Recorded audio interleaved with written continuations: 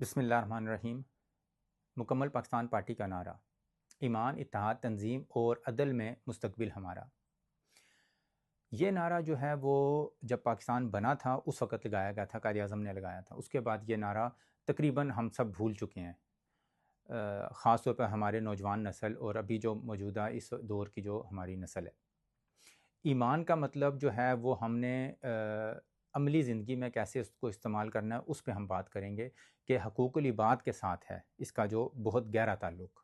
اور حقوق العباد کیا ہیں وہ ہم سب کو پتہ ہے، ہم اس پہ اور ڈیٹیل سے نیکسٹ ویلاگ میں آپ کو اس پہ بھی ہم بات کریں گے، لیکن اس وقت صرف ہم اوور ویو لے رہے ہیں اپنے اس نعرے کا کہ ایمان کے بعد تنظیم جو ہے وہ نظم و ضبط اور اتحاد ہر صورت میں ہونا چاہیے۔ میں کیوں کسی بھی دوسری سیاسی جماعت کے بارے میں ڈسکشن نہیں کرتا یا بات نہیں کرتا، کیونکہ اتحاد ٹوٹنے کا خطرہ ہوتا ہے جو ابھی بنا بھی نہیں ہے۔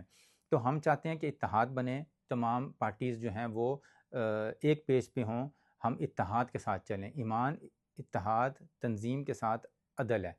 عدل جو ہے وہ اس کا بھی ہمیں پتہ ہے کہ یہ انصاف سے ایک سٹیپ اوپر ہے۔ وہ کیسے، وہ میں کسی اگلے ویلاگ میں اس میں بھی بات کروں گا۔